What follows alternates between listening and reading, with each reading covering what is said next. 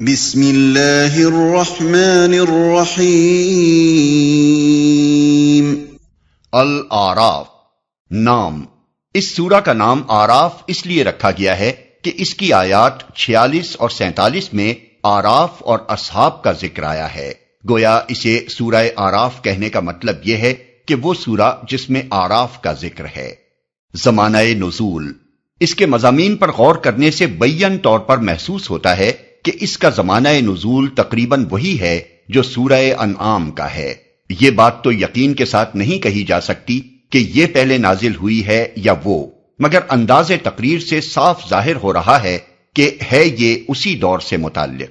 لہٰذا اس کے تاریخی پس منظر کو سمجھنے کے لیے اس دیباچے پر ایک نگاہ ڈال لینا کافی ہوگا جو ہم نے سورہ انعام پر لکھا ہے۔ مباحث۔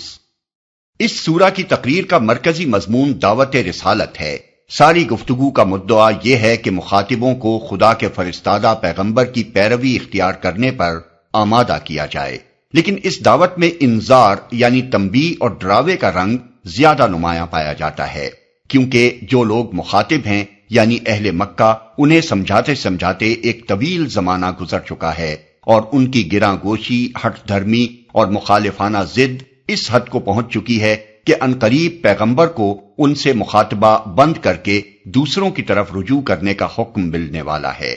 اس لیے تفہیمی انداز میں قبول رسالت کی دعوت دینے کے ساتھ ان کو یہ بھی بتایا جا رہا ہے کہ جو روش تم نے اپنے پیغمبر کے مقابلے میں اختیار کر رکھی ہے، ایسی ہی روش تم سے پہلے کی قومیں اپنے پیغمبروں کے مقابلے میں اختیار کر کے بہت برا انجام دیکھ چکی ہیں۔ پھر چونکہ ان پر حجت تمام ہونے کے قریب آ گئی ہے، اس لیے تقریر کے آخری حصے میں دعوت کا رخ ان سے ہٹ کر اہل کتاب کی طرف پھر گیا ہے، اور ایک جگہ تمام دنیا کے لوگوں سے عام خطاب بھی کیا گیا ہے، جو اس بات کی علامت ہے کہ اب ہجرت قریب ہے اور وہ دور جس میں نبی کا خطاب تمام تر اپنے قریب کے لوگوں سے ہوا کرتا تھا، خاتمے پر آ لگا ہے۔ دوران تقریر میں چونکہ خطاب کا رخ یہود کی طرف بھی پھر گیا ہے، اس لیے ساتھ ساتھ دعوت رسالت کے اس پہلو کو بھی واضح کر دیا گیا ہے کہ پیغمبر پر ایمان لانے کے بعد اس کے ساتھ منافقانہ روش اختیار کرنے اور سمع و طاعت کا عہد استوار کرنے کے بعد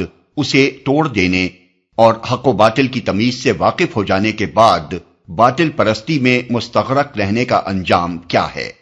سورہ کے آخر میں نبی صلی اللہ علیہ وسلم اور آپ کے صحابہ کو حکمت تبلیغ کے متعلق چند اہم ہدایات دی گئی ہیں، اور خصوصیت کے ساتھ انہیں نصیحت کی گئی ہے کہ مخالفین کی اشتعال انگیزیوں اور چیرہ دستیوں کے مقابلے میں صبر و ضبط سے کام لیں اور جذبات کے ہیجان میں مبتلا ہو کر کوئی ایسا اقدام نہ کریں جو اصل مقصد کو نقصان پہنچانے والا ہو۔